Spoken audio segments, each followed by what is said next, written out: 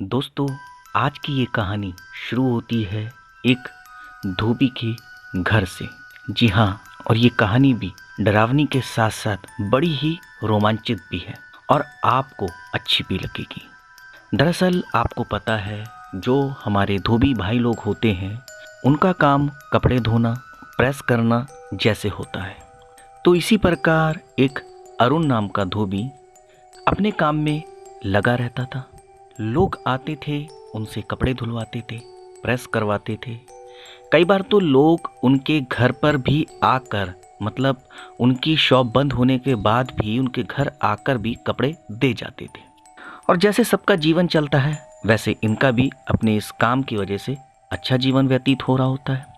लेकिन एक दिन एक महिला ठीक 12 बजे अरुण के घर का दरवाज़ा खटखटाती है।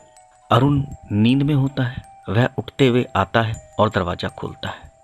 वह देखता है दरवाज़ा खोलते ही कि सामने सफ़ेद साड़ी में, बिल्कुल सफ़ेद साड़ी में एक महिला खड़ी है, जिसका चेहरा तो दिख नहीं रहा क्योंकि उसने पल्ला कर रखा होता है। अब उसे देख अरुण पूछता है कि हाँ, आप कौन?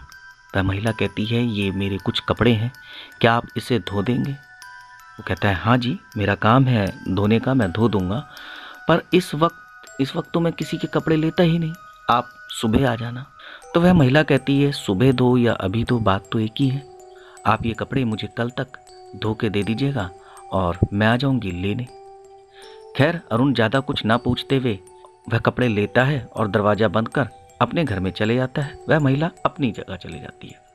इसके विपरीत अगले दिन बाकी कपड़ों के साथ साथ अरुण उस महिला के कपड़े भी धोता है। उस महिला के कपड़ों में और कुछ नहीं, जब वह उसकी बंधी हुई पोटरी खोलता है जिसमें वह कपड़े रख के लाई थी, उसमें सिर्फ एक ही साड़ी होती और उस साड़ी का रंग भी सफ़ेद ही होता। खैर, अरुण का काम था कपड़े धोने का, तो उसे इस बात से फ़र्क नहीं पड़ा कि कलर क्या है और क्या दिया है। उसने तो बाकी कपड़ों के साथ उसे भी धोया और रख लिया कि जब वह महिला आएगी तो दे देगी। अब जब अरुण के दुकान बंद होने का टाइम आता है, बाकी लोग भी अपने अपने कपड़े ले जाते हैं, लेकिन जिन लोगों के कपड़े रह जाते हैं, अरुण उन कपड़ों को अपने घर ले जाता है। अब क्या हुआ कि रात 12 बजे फिर से, अगले दिन की बात है, मतलब रात 12 बजे फिर से वह महिला आती, अरुण का दरवाज़ा खटखटाती, अरुण दरवाज़ा खोलता, फिर से नींद में आता। तो वो कहती है कि मेरे कपड़े। अब अरुण कहते हैं, आप इतनी रात को, मैं आपका इंतज़ार कर रहा था। वो कहती, नहीं, मैं इतनी रात को ही फ्री होती हूँ। अब अरुण उसे कपड़े देता, वह महिला उसे पैसे देती और दोबारा ही कपड़े देती, दोबारा ही एक सफ़ेद पोटली देती और उसमें वही उसकी साड़ी या जो भी कुछ होता। अरुण ने पैसे लिए, कपड़े लिए और जो देने थे वह दिए। अगले दिन फिर वैसा ही सीन होता। फिर अरुण कपड़े धोता और फिर वह देखता कि फिर एक साड़ी उसी सफ़ेद पोटली में बंधी हुई और सफ़ेद रंग की। फिर वह धो के चले जाता। फिर वह महिला रात को 12 बजे आती। ऐसा कई दिनों से 7 से 8 दिन गुजर जाते हैं। इसी तरीके से वह महिला रात के 12 बजे आती, एक पोटली देती, उस पोटली में सिर्फ एक साड़ी होती, साड़ी वही सफ़ेद रंग की होती। अब अरुण क्या करता है कि वह परेशान हो जाता है। क्या रात को 12 बजे, एक तो सर्दियों की रातें, और ये महिला नींद में उठा देती है और आती भी रात के 12 बजे है, तो आज तो इसको मना करूँगा। रात 12 बजते इस बार अरुण सो नहीं रहा था, उस महिला का इंतज़ार कर रहा था। वह महिला आती, दरवाज़ा खटखटाती और अरुण को पैसे देती, कपड़े देती और जो धुले हुए कपड़े हैं वे लेती। अरुण भी लेके दरवाज़ा बंद करता। लेकिन जब अरुण को लगता कि एक आध मिनट गुजर चुका है, वह चुपचाप दरवाज़ा खोलता और उसने सोचा था कि आज इस महिला का पीछा करूँगा, आखिर ये कहाँ से आती है और कहाँ जाती है। धीरे धीरे अरुण उसके पीछे चल रहा होता है। उस महिला को बिल्कुल अंदाज़ा नहीं होता कि उसका अरुण पीछा कर रहा होता है। अरुण को तो पता ही नहीं था कि वह महिला कौन है। अरुण उसके पीछे धीरे धीरे चलता, वह महिला आगे आगे चलती। वह महिला बिल्कुल अरुण की निगाहों के सामने ही थी। थोड़ी दूर पर सामने एक चौराहा था जो बिल्कुल सुनसान था। लाइट के रूप में सरकारी लाइट एक जो बहुत ही मध्यम सी जल रही थी। अरुण को दिखाई दे रहा था कि सामने चौराहा है और वह महिला चल रही है। लेकिन जब वह महिला सामने उस चौराहे तक पहुंचती है, देखते ही देखते वह महिला गायब हो जाती। और ऐसा नहीं कि कोई बीच में गली थी, कोई पेड़ था, कोई रास्ता था। ठीक अरुण के सामने वह महिला जा रही थी। जैसे उस चौराहे पर पहुंची, वह महिला गायब हो गई। अरुण ये देख एकदम घबरा जाता है। उसके जैसे कि हाथ पैर फूल जाते हैं। और इतनी सर्दी में भी उसके पसीने निकल जाते। लेकिन अरुण हिम्मत करके थोड़ा सा आगे जाता है, वह इधर उधर यहाँ वहाँ देखता है, वह महिला उसे नहीं दिखती। जब अरुण वापस घर जाता है, घबराता हुआ अपनी बीवी से ये सारी बातें बताता है। उसकी बीवी कहती है कि कल से तुम इस महिला के कपड़े लत्ते मत लेना अगर ये महिला आती है तो। और सो जाते हैं दोनों आपस में बात विचार करके। अगले दिन अरुण जहाँ दुकान लगाता, बाकी भी उसके साथी होते, उन सबों से बात करता और सारी चीज़ें बताता। तो वो कहता कि यार ऐसा कैसे हो सकता। तो वो कहता हाँ यार, हर रोज रात ये महिला 12 बजे आती थी, सफ़ेद साड़ी लेकर आती, साड़ी लेके जाती, फिर एक साड़ी लेके जाती, और जब मैंने इसका पीछा करा तो इस प्रकार से ये गायब हो गई। वो पूरी वारदात बताता है कि ना कोई पेड़ था, ना कोई दीवार थी जो मैं कहूँ उसकी आड़ में छुप गई, एकदम सामने सामने था। तो लोग कहते कि ठीक है, आज तू उसे मना कर दियो, देख फिर क्या होता। और करता भी अरुण ऐसी। फिर वह महिला आती। इस बार अरुण नहीं दरवाज़ा खोलता, इस बार उसकी बीवी दरवाज़ा खोलती। और दरवाज़ा खोलते ही जब वो महिला कहती कि ये कपड़े, वो कहती जी मेरे पति हैं नहीं, और मेरे पति कहीं बाहर गए हुए हैं, और कपड़े अभी धुलेंगे नहीं, आप बाद में आना। वो कहते नहीं, आप रख लो, जब आपके पति आएंगे मैं आ जाऊंगी। वो कहती नहीं, आप जब वो आएंगे तभी आना। और दरवाज़ा बंद कर ज़्यादा कुछ बोले चले जाती है।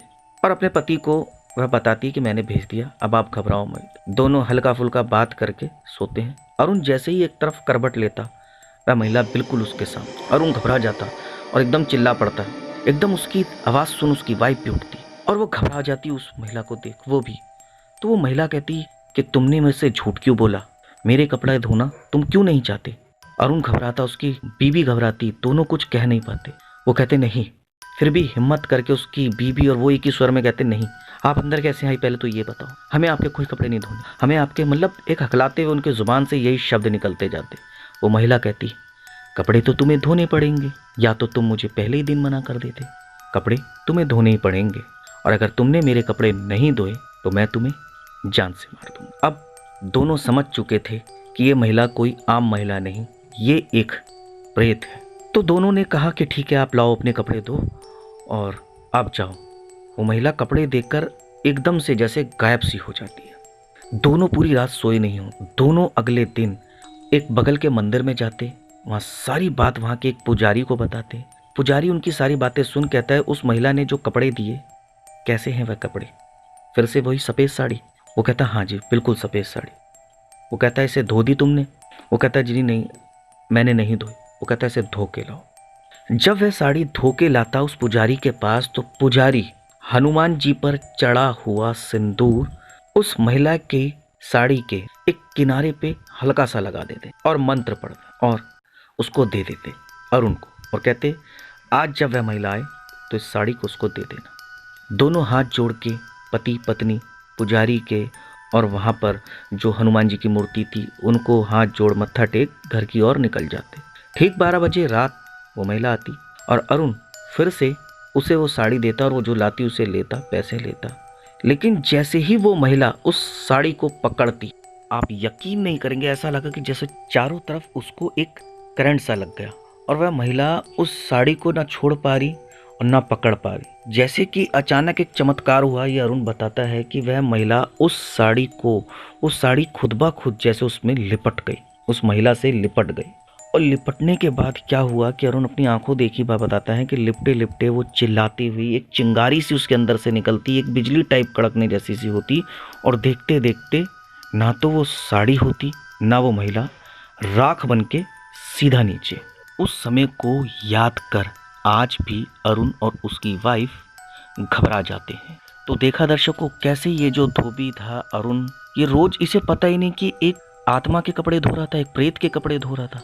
अगर हनुमान जी का आशीर्वाद नहीं होता, वो पुजारी जी सही समय पर इन्हें नहीं मिलते, तो क्या होता इनके साथ। दर्शकों इस तरह की हैरान कर देने वाली सच्ची घटनाओं को लेकर मैं आप लोगों के सामने आता रहूँगा। तब तक आप मेरी इस वीडियो को ज़्यादा से ज़्यादा लाइक, शेयर और चैनल को सब्सक्राइब करें और कमेंट के माध्यम से बताएं कि आपको ये कहानी कैसी लगी। और हाँ दर्शकों, बेल आइकन को दबाना बिल्कुल ना भूलें ताकि समय समय पर आपको इस प्रकार की सभी डरावनी सच्ची कहानियाँ मैं सुनाता रहूँ। धन्यवाद दर्शकों।